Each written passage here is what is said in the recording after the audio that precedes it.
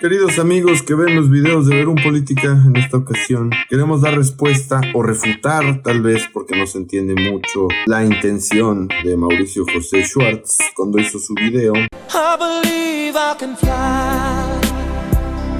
I believe I can touch the sky. ¿Quién es Mauricio José Schwartz? Bueno, Mauricio José Schwartz es un periodista mexicano radicado en España que tiene un canal llamado El Rey va Desnudo. Él dice ser un divulgador de la ciencia, le entrega su labor periodística a la divulgación de la ciencia. Sin embargo, hay que recalcar esto, pues Mauricio Schwartz no es un científico, ni es un filósofo, ni estudió ciencias sociales. Yo no dudo que sea un tipo muy culto. ¿Por qué digo esto? No para descalificarlo, porque eso no significa que por eso va a estar equivocado. Lo digo porque hay varios videos en donde Mauricio Schwartz da datos falsos de lo que se dedica a él, que es la divulgación científica. Hay algunos datos incorrectos. Luego, si quieren, hacemos unos videos sobre los datos incorrectos de Schwartz, pero bueno, dentro de lo que cabe, hace un trabajo en supuestamente demoler mitos. Pero bueno, sin más por el momento, pues les vamos a decir por qué está equivocado Mauricio y pues a contestarle. Vamos a dar la respuesta corta de por qué está mal planteada la pregunta de Mauricio Schwartz y ya después, si quieren verla larga, no es albur, porque sé que muchos no van a estar conformes. El problema es de que el planteamiento central de Mauricio es que la filosofía dejó de tener sentido una vez que nació el método científico y entonces la ciencia la pudo sustituir sin problemas. Hasta allí, la filosofía había hecho muchos intentos de descubrir cómo funcionaba el universo y había fracasado. Una serie de personas que de alguna forma eran también filósofos y matemáticos, que de hecho se empezaron a llamar filósofos naturales antes de llamarse siquiera científicos, encontraron una forma, de tanto buscar, encontraron una forma en la que podían obtener conocimientos certeros, y era contrastando la realidad a través de observaciones metódicas, a través de las matemáticas, a través de la experimentación, a través de la contrastación de la realidad. Y si lo hacían de una determinada manera, otra persona podía repetirlo. Y eso era la verificación independiente de las afirmaciones obtenidas a través del uso de este nuevo método. Este método que llamamos el método o los métodos de la ciencia, porque son varios. Bueno, en ese momento, la filosofía dejó de tener mucho sentido. Me explico. Y aquí es donde vamos a tener problemas. Lo que se considera el estudio de la filosofía, que es el estudio de la historia de las ideas hasta ese momento, tenía por objeto encontrar una forma de adquirir conocimiento. Su objetivo era el conocimiento. A partir de la aparición de los métodos de la ciencia, la obtención del conocimiento quedó en manos de la ciencia. Y lo que uno hubiera pensado que era lógico era que los filósofos se retiraran o se volvieran científicos. Dijeran, esto no funciona, pero tenemos aquí todo un campo vastísimo de investigación del universo, una forma nueva de... ¿Cuál es el problema con esta visión? Que Mauricio no define ciencia, ni dice muy bien en qué se refiere con el método científico. De hecho, incluso dice que la psicología cada vez es más una ciencia. Y ustedes me dirán, Wilhelm Wundt nació o hizo sus descubrimientos de psicología al mismo tiempo que Galileo, Kepler, Newton, Bacon. O sea, los famosos padres del método científico también son los padres de la economía y de la psicología, aunque estas ciencias tengan una pretensión de conocer la realidad de una forma empírica. La ciencia política, la sociología. Es decir, ahí está mal planteado lo que dice Mauricio. Está partiendo de la base de que la filosofía de alguna manera está desligada de la ciencia y de las ciencias sociales, cuando siempre han ido de la mano. Pero bueno, si quieren la refutación larga o la respuesta larga, sigan viendo el video. A ver, Mauricio nos dice, para desentrañar el tema primero hay que responder qué es la filosofía. Y luego nos dice que la filosofía es una palabra de estas palabras abstractas que no tienen una definición objetiva, precisa o concreta. Para poder desentrañar el tema, lo primero que hay que definir es qué es la filosofía. Filosofía es una palabra de estas palabras abstractas que no tienen una definición objetiva, precisa, concreta. Esto quiere decir que muchas personas definen filosofía de maneras distintas. Es más, estoy casi seguro que la gran mayoría de las personas definen filosofía de manera diferente. De hecho, a mí me han acusado de hablar en contra de la filosofía desde una posición filosófica que por supuesto tengo. Todo el mundo tiene una posición filosófica, pero todo el mundo filosofa. Y allí viene el problema.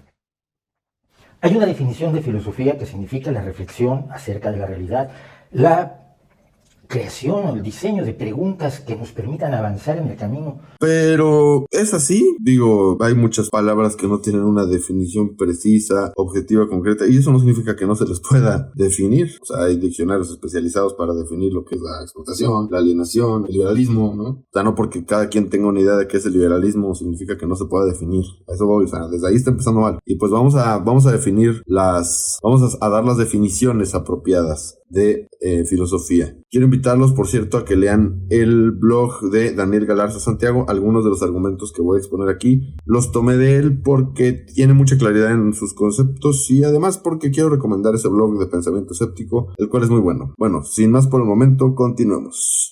Veamos. Hay 4 modos importantes en que se suele definir la palabra filosofía. Filosofía, entendido como el conjunto de ideas, reflexiones o pensamientos personales que cada uno de nosotros tiene sobre su propia existencia o de la existencia en general. Esta acepción de la palabra la usamos generalmente cuando decimos mi filosofía de vida es tal. La filosofía de tal persona era muy sanguinaria, ¿no? Reflexiones, pensamientos personales. Lo que Mauricio dice que, o sea, él define solo de 2 modos a la filosofía. Esto y la filosofía académica, pero no son las únicas acepciones. Una segunda acepción sería cuando se habla de las distintas doctrinas y enfoques filosóficos que han existido, y es muy común que se refiera a ellos como la filosofía de X autor de la antigüedad es tal. Un ejemplo, que la filosofía de Ayn Rand es objetivista, o que la filosofía de Marx pertenezca al materialismo dialéctico. Una tercera acepción sería utilizar el significado etimológico de la filosofía, el cual Mauricio Schwartz da, que es pues el amor a la sabiduría, amor al saber. Una cuarta forma de definir a la filosofía como profesión sería un campo de investigación legítimo donde se cuenta con una comunidad de investigadores que plantean problemas, muestran objetivos, hacen uso de métodos específicos y en general tienen todas las características que tiene un campo profesional que requiere años de estudio para una correcta formación. Quiero decir que en el video la fluidez para hablar de Mauricio Schwartz se nota y eso te hace no darte cuenta que divaga muchísimo porque el título del video es que la filosofía no tiene sentido y debería transformarse en historia del pensamiento, pero Schwartz comienza a divagar bastante y no entrar en tema rápidamente, por decirlo así, lo que da la sensación de que está teniendo peso en argumentos que son falaces. Vamos a verlos. El primer error apreciable nos dice textualmente Schwartz: en la época antigua no había un fenómeno de conocimiento sino solo de cuestionamiento. No sé a qué se refiere Schwartz con un fenómeno de conocimiento y cuál sería la diferencia con un fenómeno solo de cuestionamiento, ¿no? Supongo que se refiere a que no es lo mismo decir, pues ¿por qué llueve? A investigarlo. Tal vez se refiere a esto, pero el que lo va a investigar primero se lo cuestionó. O sea, un fenómeno de cuestionamiento precede a un fenómeno de conocimiento. Sin embargo, él argumenta que solo había un fenómeno de cuestionamiento y no un fenómeno de conocimiento. 6 a.C., cuando empezaron a hacer una serie de cuestionamientos, especulaciones y reflexiones relevantísimas acerca de la realidad que los rodeaba. Son los primeros de los que tenemos registro, probablemente ocurrió antes, probablemente ocurrió en otras culturas, pero son los primeros de los que tenemos registro que observaron la realidad críticamente y reflexionaron sobre ella, con las limitaciones que tenían respecto a su capacidad de adquirir conocimientos, las limitaciones de su observación y las limitaciones de sus propias creencias, porque procedían todos los filósofos griegos de un entorno altamente místico y religioso, con una serie de creencias míticas de lo más diversas, desde la Arcadia hasta la existencia de los dioses y del Olimpo. Pero aún dentro de ese marco se lograron hacer preguntas importantes. Está siempre, una de las que a mí más me ha fascinado toda la vida, es la capacidad de Heráclito de darse cuenta del proceso del cambio. Cuando dice ningún hombre puede bañarse 2 veces en el mismo río, no responde nada, pero nos permite darnos cuenta de que el cambio es un fenómeno constante, es un fenómeno continuo, y que por lo tanto parte de nuestra comprensión de la realidad implica tener que comprender todos los procesos de cambio. Es curioso que mucha gente hoy en día no haya asumido lo que observó Heráclito agudamente y sigue esperando que las cosas se mantengan igual y que los indígenas vivan como en el siglo XVII y que nosotros vivamos como hace 50 años y que las construcciones del pasado no se toquen para construir nada encima y que todo permanezca igual, cuando la observación de Heráclito es precisamente que nada permanece. Había herramientas entre los filósofos empíricas fundamentales y matemáticas fundamentales que permitieran adquirir algunos conocimientos, pero no es fundamentalmente un fenómeno de conocimiento, la filosofía antigua, sino un fenómeno de cuestionamiento, de enfrentamiento a una realidad difícil de conocer. Pero si esto era así por más de 2000 años desde el nacimiento de la filosofía griega, que es donde lo plantea él, si esto era así, entonces ¿cómo fue que Tales de Mileto, Pitágoras hicieron cálculos matemáticos a partir de deducciones filosóficas esencialmente? O si no, que me diga Mauricio Schwartz cuál fue el método científico que utilizaron. Estas personas eran filósofos naturales que se interesaron en las matemáticas y tienen avances que son vigentes hasta la fecha. O, por ejemplo, la lógica aristotélica. Hoy en día incluso se considera una ciencia la lógica, cuando antes era solo una parte de la filosofía. Entonces, no parece que falte el elemento de un fenómeno de conocimiento. Había un fenómeno de conocimiento, si es que a eso se refiere. Y si no, pues que nos avise a qué se refería. Mauricio Schwartz parece omitir el hecho de que todas las ciencias nacen de la filosofía y que los avances que él dice que son científicos en ese periodo oscurantista medieval son avances filosóficos también. Por ejemplo, los llamados filósofos naturales eran pues los encargados de estudiar, ¿no?, la naturaleza, de estudiar a los animales.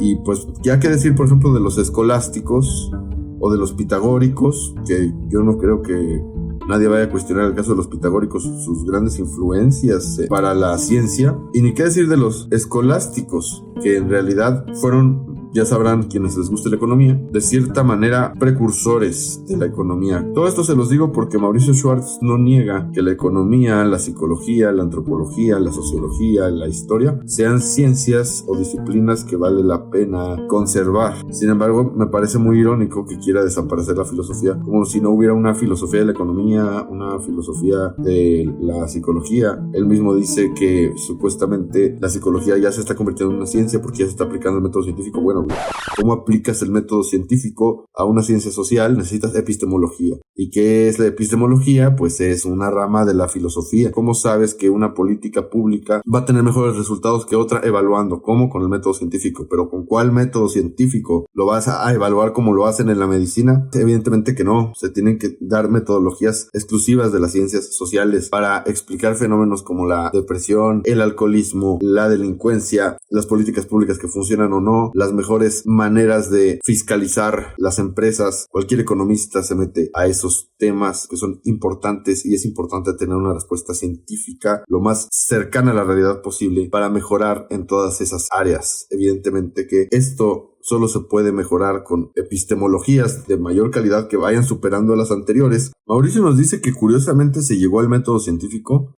Parece ser que de tantas elucubraciones que hacían los filósofos, al fin le atinaron y dieron con el método científico. Y entonces ya pudieron, dice él, contrastar las ideas con las observaciones del mundo real. Esta forma de conocer y que cuenta con otras características como la contrastación es pública, nos dice él, y por tanto replicable. Es lo que conocemos como el método científico. Y pues aquí se empieza a equivocar bastante y demuestra que no sabe nada de historia de la ciencia ni de historia de la filosofía. No sabían por qué o cómo ese añadido de carbón provocaba el cambio en el hierro. Y por supuesto no sabían si todo esto dependía de una cuestión sobrenatural y era porque los dioses lo querían, y si se portaban mal con los dioses les iban a dejar de permitir hacer acero uniendo hierro con carbón.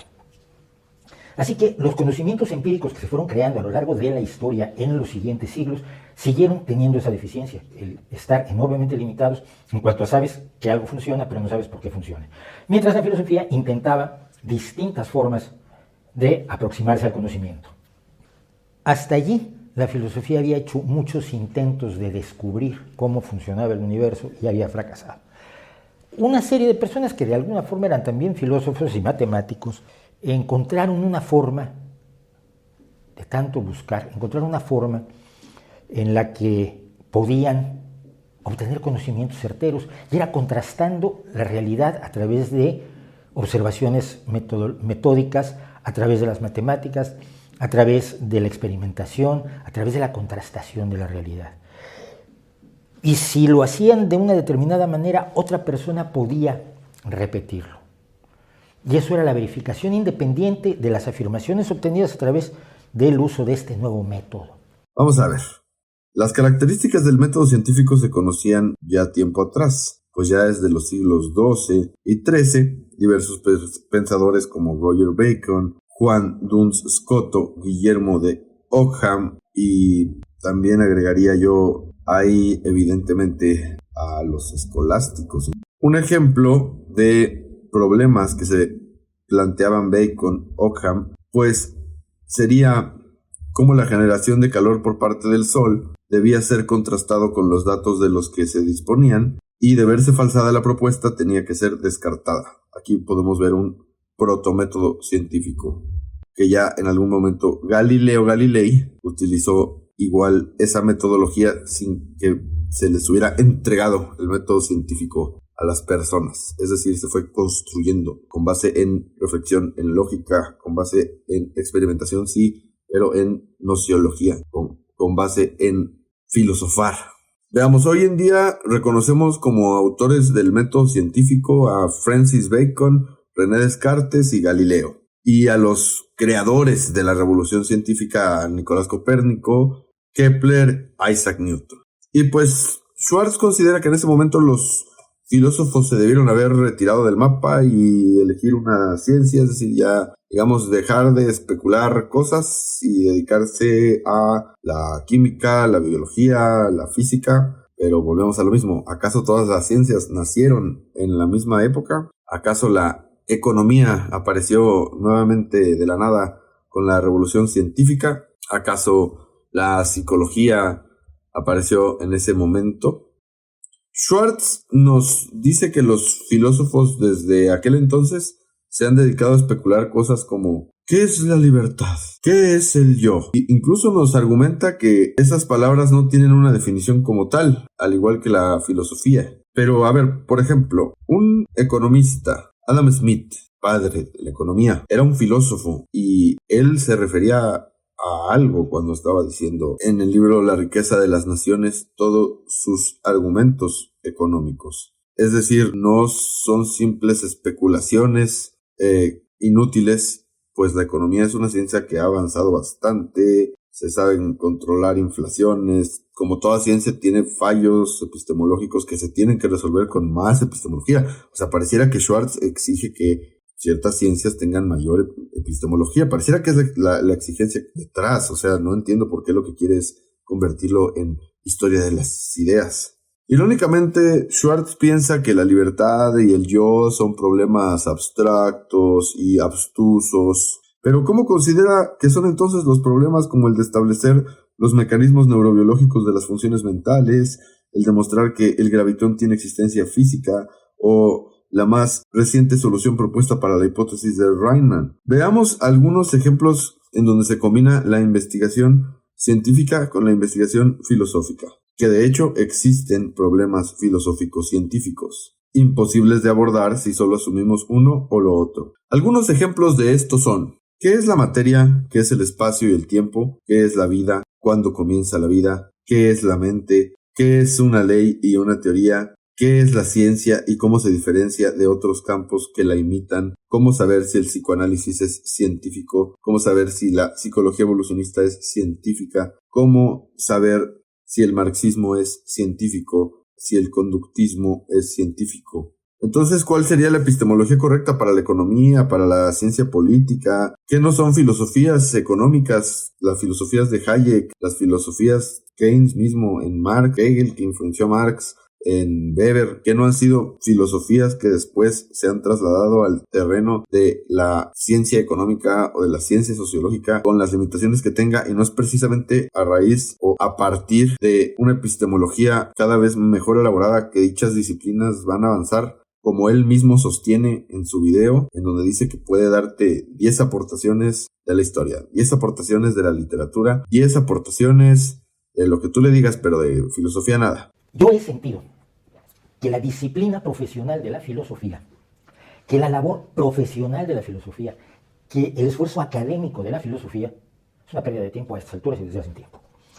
carece de aportaciones que realmente valga la pena señalar. Y siempre que entramos en esta discusión, llegan filósofos que me insultan, me atacan. Yo les pregunto, ¿cuáles son las grandes aportaciones de la filosofía como disciplina en los últimos 10 años? A cambio, yo te doy las 10 grandes aportaciones del cine, las 10 grandes aportaciones de la poesía, los grandes poetas de los últimos 10 o 20 años. Te doy a los grandes violinistas que han surgido. Te doy los aportes de la física, de la química, de la biología, de la ciencia de materiales, de la ciencia espacial. Yo te puedo aportar de prácticamente todas las disciplinas, incluidas las humanísticas, por supuesto, los aportes de la psicología, los aportes de la sociología, los aportes de la psicología ya no es una humanidad, pero está en camino hacia una ciencia, pero de la sociología, de la historia, de la antropología, de la sociología, todos estos campos han ido avanzando mientras se apropian del método científico y lo aplican en sus campos.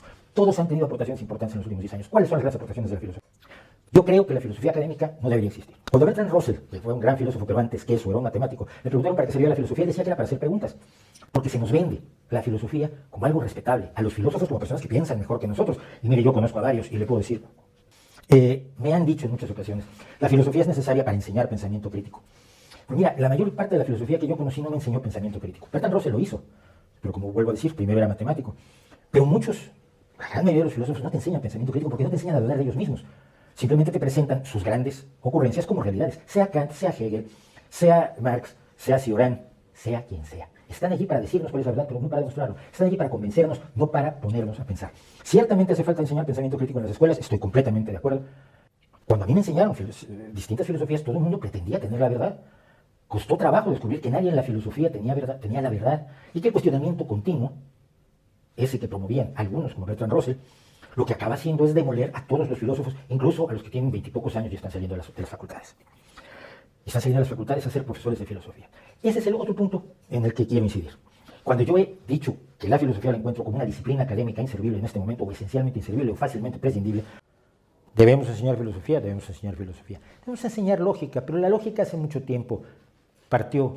Yo me pregunto, ¿cómo que puede dar 10 aportaciones de literatura? ¿A qué se refiere, no? De novelas, ¿Por qué? ¿Cómo que aportes? ¿Aportes para quién? O sea, en ese caso, un libro de Schopenhauer o de Nietzsche no sería un aporte a la cultura. O un libro de Mario Bunge o de Bertrand Russell no sería un aporte, pero según él, los aportes en las novelas sí son aportes, pero los ensayos filosóficos no son aportes, inexplicablemente. De hecho, ojalá nos contestara porque sí son aportes unos y otros, ¿no? Pero bueno, pues contestémosle su pregunta, ¿no? Así, si la tiró directa, pues directa se la contestamos. A ver, ahí van aportes de la filosofía en los últimos y recientes años.